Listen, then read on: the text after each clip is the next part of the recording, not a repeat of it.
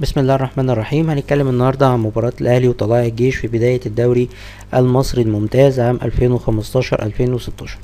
بداية الأهلي كانت بداية جيدة، ما كانتش بداية ممتازة لكنها كانت بداية جيدة. ده اللي قدر انه ياخد 3 نقط مهمة جدا في بداية الدوري، هتفرق معاه كتير. كلنا عارفين ان الأهلي السنة اللي فاتت بدايته هي اللي أثرت على الدوري بأكتر من هزيمة. أولها كان هزيمة من الرجاء 2-0 في بداية الدوري. الاهلي قدر يتدارك ده الموسم ده، واتمنى ان هي تستمر ان شاء الله. الاهلي لعب بالتشكيله. ندخل في المباراه بشكل كبير، وهنتكلم من المباراه عن كذا حاجه بشكل مستقبلي.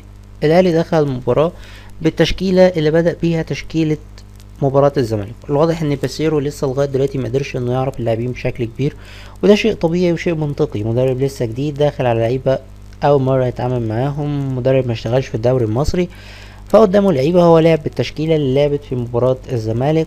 حتى كمان البدلاء اللي نزلوا، سواء محمد نجيب كان البديل اللي كان على الدكة. هو ضم صالح. الواضح انه يعرف صالح، يعني بما ان صالح لعب دوري برتغالي لعب دوري، فممكن يبقى فيه متابعة من بيسيرو لصالح جمعة. الاهلي دخل بالتشكيل اللي قدامنا 4-2-3-1. الواضح على تشكيل النادي الاهلي. تثبيت التشكيل حتى الان واضح ان بيسيرو مش هيغامر كتير في اول كام مباراة. في المقابل نادي طلائع الجيش لعب بالخطة اللي غالبا هيلعب بيها كل الفرق اللي هتقابل النادي الاهلي، 4-3-2-1، مع كثافة دفاعية في نص الملعب من ثلاثي الارتكاز. وده الواضح انه هيبقى طريقة اللعب او طريقة لعب كل الفرق المصرية.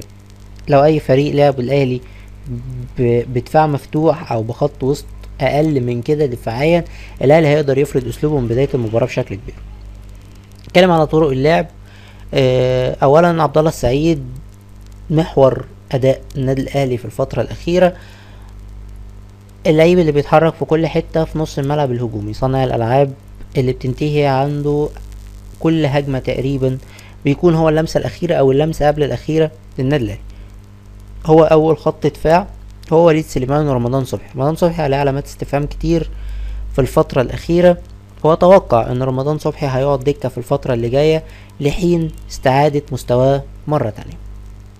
غالي وعاشور بدأوا يتقدموا، ودي علامة العلامة الجديدة. حسام عاشور، تقدم لحسام عاشور. احنا هنبص على كذا كورة لحسام عاشور هو بدأ فيها الهجمة، ويمكن في كورة هو انهى فيها الهجمة. كمان عاشور تمركزه بقى قدام الدايرة. دايما عاشور كان تمركزه في نص، يعني دايما في الدايرة او قبل الدايرة، لكن ما كانش بيتحرك قدام دايرة المنتصف. عاشور في كورة في المباراة دي كان على قوس ال 18 ووصل لحد خط ال6 ياردة. فبالتالي اتمنى ان عاشور يستمر على الاداء ده، لان السولية لو جه هيثبت مكانه وهياخد مكان عاشور لو عاشور ما طورش من مستواه. فاتمنى ان حسام عاشور كلاعب بالامكانيات الكبيره لحسام عاشور انه يزود الحته الهجوميه شويه، انه يقدر يكمل للهجمه، وانه يقدر يبني الهجمه طبعا، وانه يقدر ينهي الهجمه. رمضان صبحي ووليد سليمان مش متقيدين بمراكز، هما طبعا بيتغيروا يمين وشمال، بجانب ان هما بيتحركوا جنب انطوي ما كانش بيتحرك كتير على غير العاده. الواضح ان يعني انطوي كان دايما بينزل وبيستلم، بيبقى محطة. انطوي كان متمركز في الحتة قدام، نادرا قوي ما كان بيرجع يستلم. وده يمكن لان عبد الله ووليد ورمضان كانوا دايما متقدمين، كانوا دايما هما في مراكز الاستلام. انجونان اثر كتير على لعب حسام غالي. حسام غالي كان ملتزم بيه، وهو كان ملتزم بحسام غالي، فحسام غالي ما كانش باين بالدور الكبير.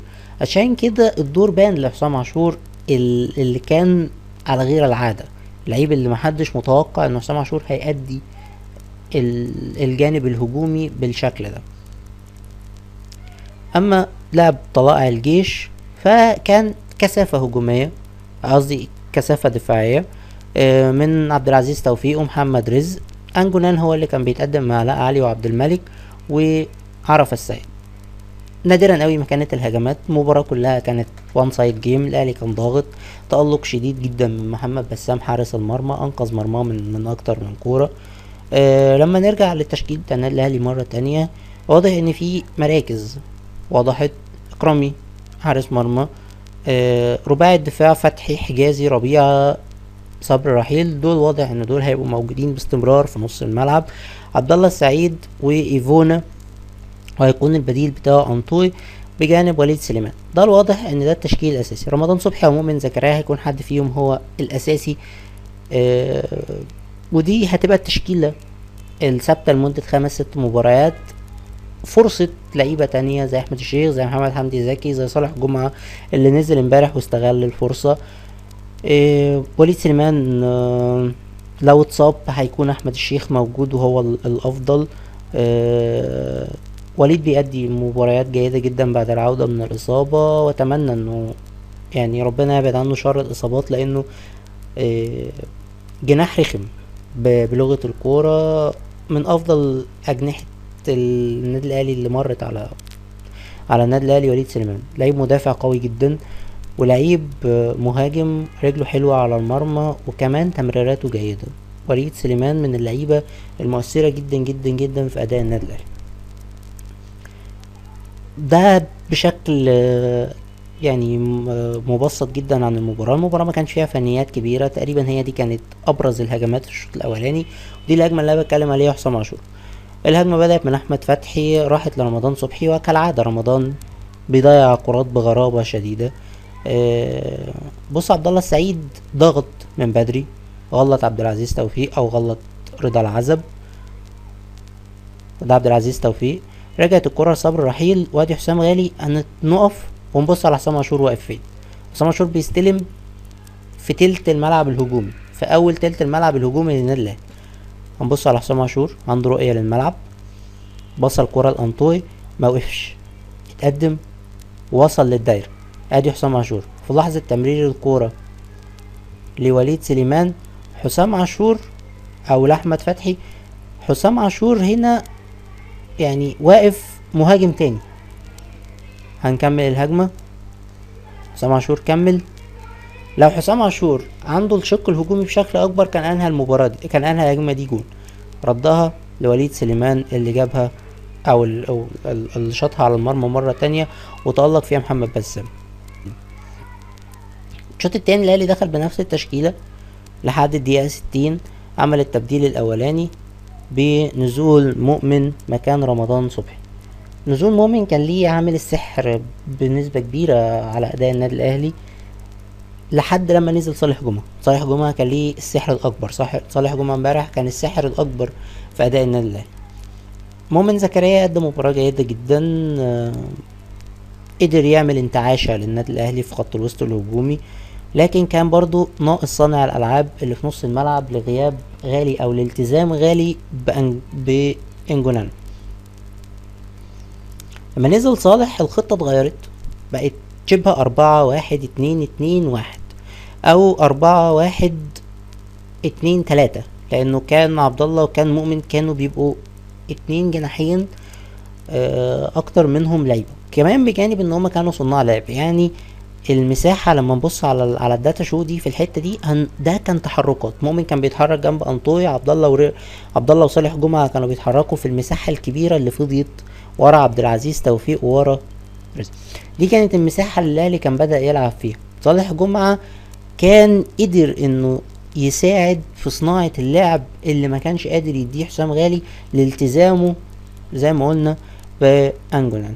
جه الهدف الاول في الدقيقة 75 بعد تمريرة رائعة من صالح جمعة لأنطوي.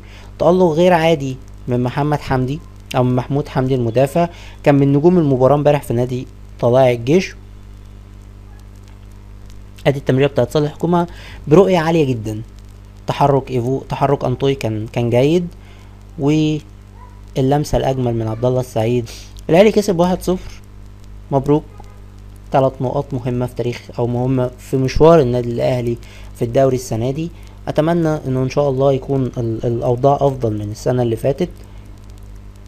اللعيبة محتاجة تثبت نفسها. بيسيرو الواضح انه مش هيبقى متقيد بخطة معينة، لكن في نفس الوقت الواضح ان بيسيرو هيلعب براس حربة واحد، والواضح ان ده الاتجاه علشان كده الاهلي هيبقى عنده 2 مهاجمين هما بنسبة كبيرة مش هيلعبوا، وهيكون يعني غالبا احمد عبد الظاهر وامام متعب. اما عبد الظاهر بنسبة كبيرة ممكن يمشي في شهر يناير اللي جاي، بحيث انه عمرو السولية لو جه، لكن هيكون امام متعب هو الورقة الرابعة في هجوم النادي الاهلي. هيكون المهاجم الاساسي هو ايفونا، البديل بتاعه انطوي، او لو هيضطر في بعض الاوقات انه يلعب ب2 راس حربة هيكون ايفونا وانطوي، هيكون البديل بتاعه عمرو جمال. ده سيناريو المباراة بشكل كبير. المباراة ما كانش فيها فنيات كبيرة نقدر نتكلم فيها، ولكن هي كانت مباراة جيدة للنادي الاهلي، قدر انه يحقق فيها اللي عايزه، وان شاء الله اللي جاي افضل واللي جاي احسن. كلنا داعمين للنادي الاهلي، نتمنى عودة الجماهير مرة تانية للمدرجات، هتفرق كتير جدا مع النادي الاهلي. وان شاء الله الاهلي السنة دي يقدر يرجع بطولة الدوري لمكانها المعتاد في دولاب بطولات النادي الاهلي، واتمنى ان احنا نكون قدمنا لكم شيء يليق بشعب النادي الاهلي. وشكرا.